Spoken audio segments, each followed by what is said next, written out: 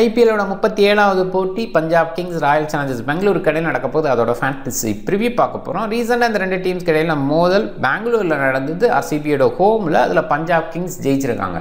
இப்போ பஞ்சாப் கிங்ஸோட ஹோமான முலான்பூரில் விளையாட போகிறாங்க. ஆர்சிபி ஜெயிப்பாங்களா பேச வேண்டியது இருக்குது. அட் எம்எஸ்சி கிரிக்கெட் 11 அப்படின்னு சர்ச் பண்ணி டெலகிராமில் ஜாயின் பண்ணிக்கோங்க.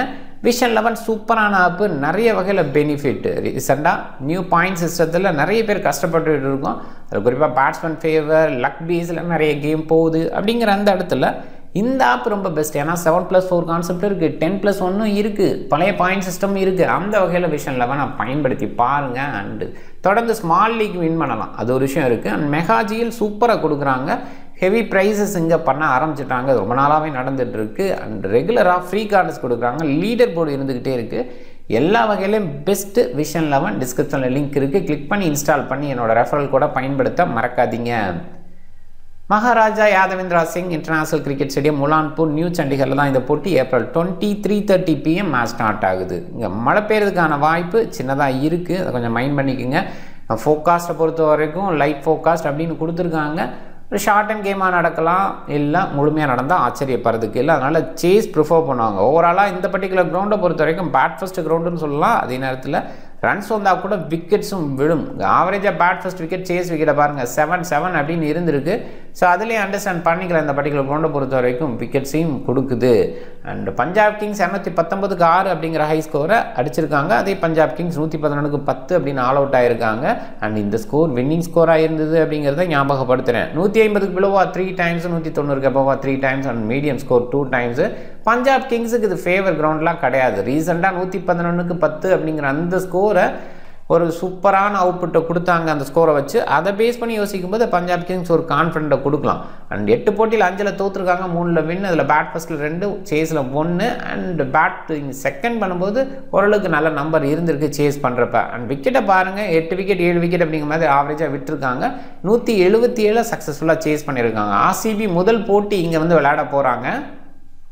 அண்ட் ரீசன் நம்பர் பாருங்கள், சில இடங்களில் மட்டும்தான் விக்கெட்ஸ் குறைவாக இருந்திருக்கு. 4, 3 இந்த 2 மட்டும்தான். 9, 9, 8, 7, 10, 6, 10 அப்படிங்கிற மாதிரி விக்கெட்ஸ் வந்து ஹெவியாக விழுந்திருக்கு. ஸ்கோர் வர்ற அளவுக்கு விக்கெட்ஸும் விழுதுங்கிறத மைண்ட் பண்ணிக்கோங்க.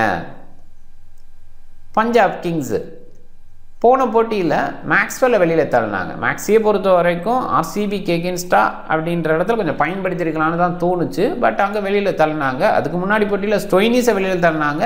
குறிப்பாக சமியை 4 in a row 6 அடித்ததுக்கப்புறம் அந்த மாதிரி வெளியில் தள்ளது கொஞ்சம் ஹார்ஸாக இருந்தது. டெசிஷன் மேக்கிங் கொஞ்சம் டிஃப்ரெண்ட்டாக இருக்குது. பஞ்சாப் கிங்ஸை பொறுத்த வரைக்கும் தப்பு பண்ணுறாங்கன்னு நான் நினைக்கல. பட் ஏதோ ஒரு வகையில் திங்க் பண்ணி யோசிக்கிறாங்க, அது நமக்கு பிடிபட மாட்டேங்குது. பட் இங்கே Josh Inglis, Stoinis, Marco Jansen and Xavier Bartlett இந்த காம்பினேஷனில் ஓவர்சீஸ் வச்சுருக்காங்க. இந்தியன் பிளேயர் டாப் ஆர்டரில் பிரியான்ஸ் ஆரியா, பிரப்சிம்ரன் ஸ்டார்ட் கொடுக்குறாங்க. இன்னும் கொஞ்சம் பெட்டராக கன்வெர்ட் பண்ணலாம். ஸ்ரேயாஸ் ஐயரை பொறுத்த வரைக்கும் கடந்த 5 போட்டியில் கொஞ்சம் டவுன் ஆகிருக்கார். ஒரு போட்டியில் மட்டும்தான் நல்லா விளையாண்டுருக்கார் அப்படின்னு பார்க்குறோம். ஜோஸ் இங்கிலீஷு, நெஹல் வதேரா, சசாங் சிங் இவங்கெல்லாம் ஃபினிஷ் பண்ண முடியும். குறிப்பாக நெஹல் வதேரா, சசாங் சிங் நல்லா பண்ணிகிட்டு இருக்காங்க. ஜோஸ் இங்கிலீஷ் இந்தியன் கண்டிஷனுக்கு கொஞ்சம் கஷ்டப்படுறாரு அப்படின்னு தான் தோணுது. ஸ்டோயினிஸ் ஃபினிஷ் பண்ணலாம் கண்டிப்பாக இந்த இடம் ஓகேன்னு சொல்லலாம். ஹர்ப்ரீத் பிரார் போன போட்டியில் எடுத்து வந்தாங்க, நல்லா பண்ணார். கொஞ்சம் ரன்ஸ் கொடுத்தா கூட wicket taking bowler against RCB ஒரு லெஃப்ட் ஆர்ம் ஆர்த்தடாக்ஸ் சக்ஸஸ்ஃபுல்லாக இருக்க முடியும். அந்த பேஸில் எடுத்திருந்தாங்கன்னு புரிஞ்சுக்க முடியுது. இன்றைக்கி அது தொடரும்னு நினைக்கிறேன். Jansen, Xavier Bartlett, Arshdeep and Chahal எல்லாருமே ஃபார்முக்குள்ளே வந்திருக்காங்க. குறிப்பாக ஜஹலோட ஃபார்முக்குள்ளே வந்த ஒரு விஷயம் ரொம்பவே சூப்பர் பஞ்சாப் கிங்ஸுக்கு. நம்பர் பார்ப்போம்.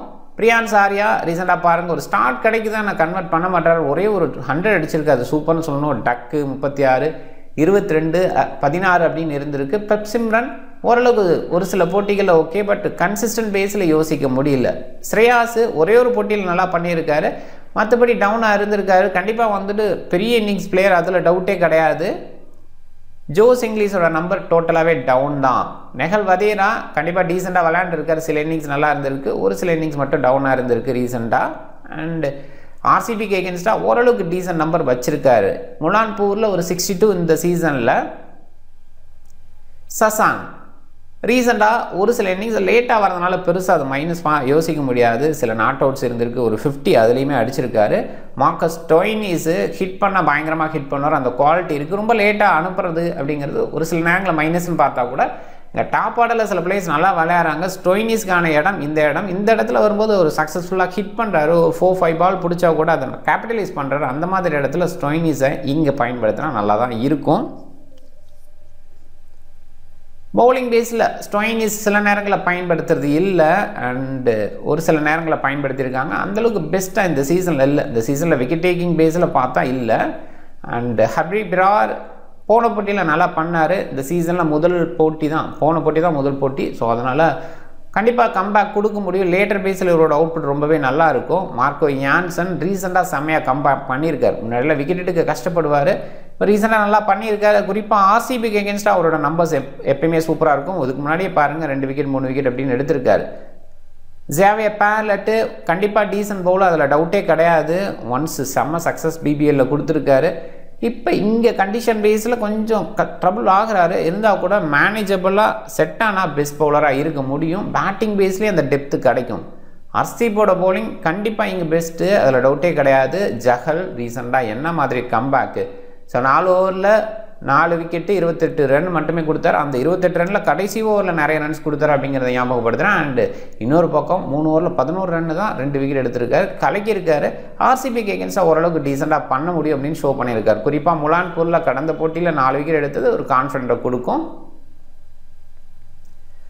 ஆர்சிபி ஓவர்சீஸில் Phil Salt, Liam Livingstone, Tim David, Josh Hazlewood. இதில் லியாம் லிவிங்ஸ்டோனோட ஃபார்ம் மட்டும் அந்தளவுக்கு சிறப்பாக இல்லை. மேபி அந்த இடத்துல யோசிக்கலாம் ஜாக்கப் பெத்தலை, ரொமாரியோ செப்பர்ட் மாதிரி ஹிட்டர்ஸை யோசிக்கலாம். ஏன் லிவிங்ஸ்டோன் கூடயே போகிறாங்க அப்படின்னு அண்டர்ஸ்டாண்ட் பண்ணிக்க முடியல. சுயாஸ் சர்மா தேவைப்பட்டா குர்னல் பாண்டியா 2 ஸ்பின்னர் இருக்காங்க. 3rd ஸ்பின்னருக்கான அவசியம் இல்லை. இன்னும் சொல்லப்போனால் ஆரம்பத்தில் லியாம் லிவிங்ஸ்டோனை பயன்படுத்தின அளவுக்கு இப்போ பயன்படுத்தலை. அப்படிங்கும்போது ரொமாரியோ செப்பர்ட் சைடு கண்டிப்பாக போகலாம், பண்ணுவாங்களா பார்க்கணும். ஜாக்கப் பெத்தல் கூட இன்னொரு சாய்ஸ் லெஃப்ட் ஹேண்டர் மிடில் கிடைப்பார் அப்படிங்கிற அந்த இடத்துல யோசிக்கலாம், பார்க்கணும் பண்ணுவாங்களா. And Virat Kohli Phil Salt super start கொடுக்குறாங்க. தேவ்தத் படிக்கலோட டச்சும் நல்லாயிருக்கு. ரஜத் படிட்டர் அந்த இன்னிங்ஸ் பில்டிங் பெரிய அளவுக்கு கொண்டு போக மாட்டார், ஆனால் அந்த 26-30 இந்த ரேஞ்சில் இருக்கார். அண்ட் 50 ரேஞ்சுக்கு அதிகபட்சமாக அடிக்க முடியுது. அதுக்கு மேலே பெருசாக கன்வெர்ட் பண்ண மாட்டார் இந்த சீசனை பொறுத்தவரை. ஓவராலாக நல்ல பெரிய இன்னிங்ஸ் விளையாட முடியும். அதே நேரத்தில் ஸ்பின்னரை ஹேண்டில் பண்ணுறது தான் ரொம்ப நல்லாயிருக்கும். இவரோட குவாலிட்டி அந்த பேஸில் தான் யோசிக்கப்படுது. லியாம் லிவிங்ஸ்டோன் சொன்ன மாதிரி அந்தளவுக்கு கிரேட்டாக இல்லை. ஜித்தேஷ் சர்மா ஹிட்டிங் பேஸில் ரொம்ப பெஸ்ட்டாக இருக்கார். லேட்டாக வரனால பெருசாக யோசிக்க முடியல. குர்னல் பாண்டியாவோட பவுலிங் சில நேரங்களில் பெஸ்ட்டாக இருக்குது. டிம் டேவிட் போன போட்டியில் ஃபினிஷ் பண்ணி கொடுத்தார். கண்டிப்பாக ஃபினிஷிங் பேஸில் சில நேரங்களில் ப்ரொமோஷன் ஒரு கிடைக்கும். Bhuvneshwar, Yash Dayal, Josh Hazlewood swing pace இவங்க 3 பேருமே பெஸ்ட்டு. அண்ட் சுயாஸ் சர்மாவோட லெக் பிரேக் கூகுளி டீசெண்டாக இருக்கும். விராட் கோலியோட நம்பர் ரீசெண்டாக ஓகேவாக இருந்திருக்கு. போன போட்டியில் டவுன் கொஞ்சம் ரெயின்ஃபால் மேட்ச்சு, அதை பெருசாக யோசிக்க வேண்டாம்னு தான் சொல்லுவேன். ஓவராலாக டீசெண்டாக இருந்திருக்கார். அண்டு முலான்பூரில் விளையாண்டது இல்லை அப்படின்னு இருக்குது. அண்ட் பஞ்சாப் கிங்ஸுக்கு எகென்ஸ்டாக ஒரு நம்பர் பாருங்கள் சூப்பராக இருந்திருக்கு. பிளிப்சால்ட்டு ரீசெண்டாக அந்த குயிக் இன்னிங்ஸ் அப்படிங்கிற விஷயத்தை கொடுக்குறாரு, கொஞ்சம் ஓகேவாக பார்க்கலாம். அண்ட் பஞ்சாப் கிங்ஸ் எகென்ஸ்டாக நல்லா பண்ணியிருக்காரு.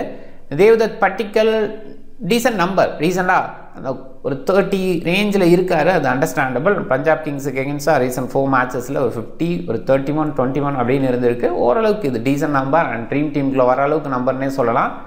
ரஜத் படிட்ட பாருங்கள் ஒரு 64 கண்டிப்பாக நல்ல நம்பர். 51 இருக்குது. 25, 23 இந்த 20s ரேஞ்சில் நிறைய வச்சுருக்காரு. இன்னும் கொஞ்சம் கன்வர்ஷன் தேவைப்படுது.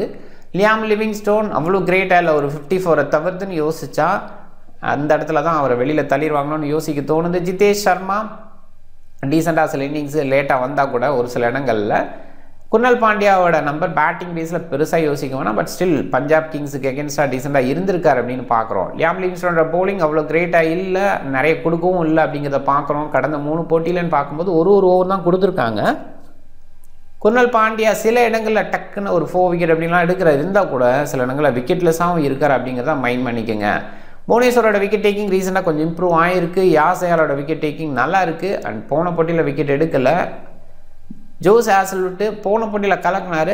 அண்ட் இந்த டீமில் ஜோஸ் ஹேசல்வுட் யாஸ் தயால் அப்படின்னு ஓப்பன் பண்ணலாம், இல்லை ஜோஸ் ஹேசல்வுட் புவனேஸ்வர் குமார் அப்படின்னு ஓப்பன் பண்ணலாம். ஆனால் ஜோஸ் ஹேசல்வுட் லேட்டாக வராரு, 3rd பவுலராக இன்ட்ரடியூஸ் பண்ணுறதுனால ஜோஸ் ஹேசல்வுட்டோட அந்த எஃபெக்டிவ் பவுலிங் வரலையோ. பட் போன போட்டி மழை பெஞ்சுது, அதனால் அந்த எஃபெக்டிவ் அவுட்புட் ஒரு கிடச்சிது அப்படின்னா கூட அந்த இடம் யோசிக்கிற மாதிரி இருக்குது. சுயாஸ் சர்மாவோட பவுலிங் டீசெண்டாக இருக்குது. இந்த 2 டீம் கம்பாரிசன் பார்க்கும்போது ஈக்குவலாக ஃபைட் பண்ணுவாங்க அப்படின்னு தான் சொல்லணும். பவுலிங் பேஸில் அண்ட் பேட்டிங் பேஸில் எட்ஜ் வந்து பஞ்சாப் கிங்ஸுக்கு இருக்கிற ஃபீல் இருக்குது. பஞ்சாப் ஹோமில் அவ்வளோ பெஸ்ட்டாக இல்லை இருந்தால் கூட ஜஹல், அஸ்தீப்பு, பார்லட்டு, யான்சன், ஹர்ப்ரீத் பிரார் இவங்களோட ஃபார்ம் வந்து கண்டிப்பாக நல்லாயிருக்கு. பவுலிங்கில் ரொம்ப strong.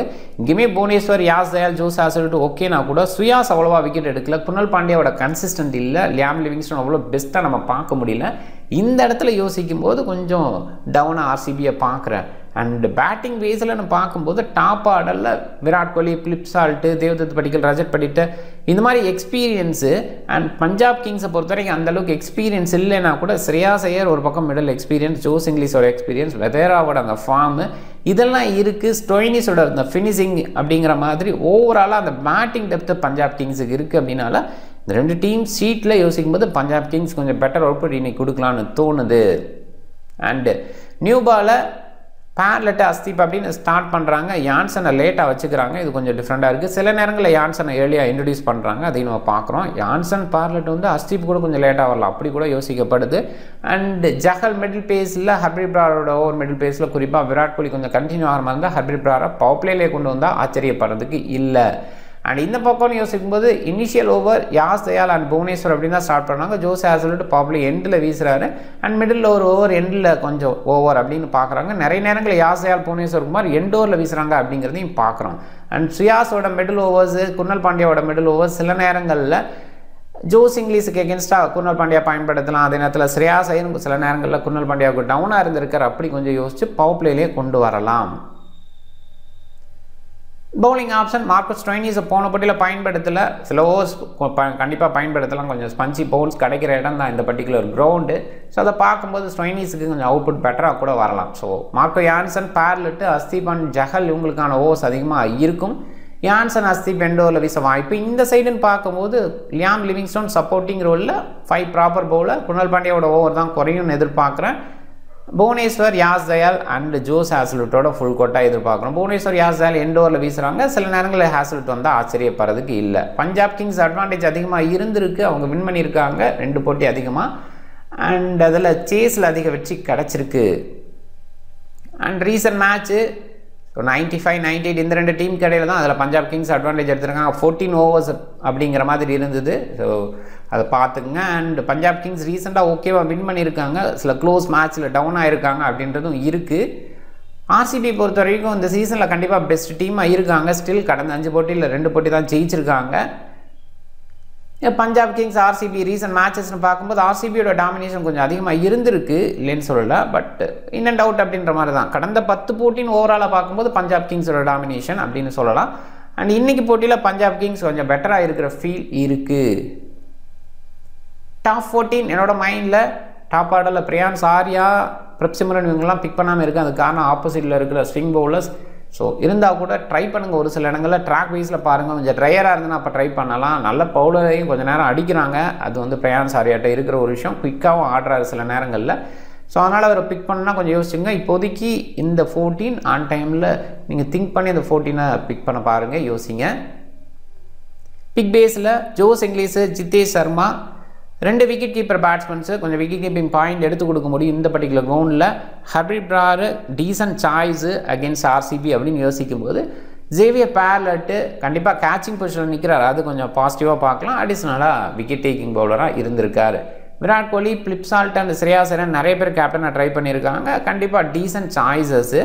Rajat Patidar, Josh Inglis, Marco யான்சனை ட்ரை பண்ணுங்க. இந்த பர்டிகுலர் மேட்ச் பொறுத்த வரைக்கும் கொஞ்சம் பவுலர் சைடும் கேப்டன் வைஸ் கேப்டன் போகிறது ஓகேன்னு நான் ஃபீல் பண்ணுறேன்.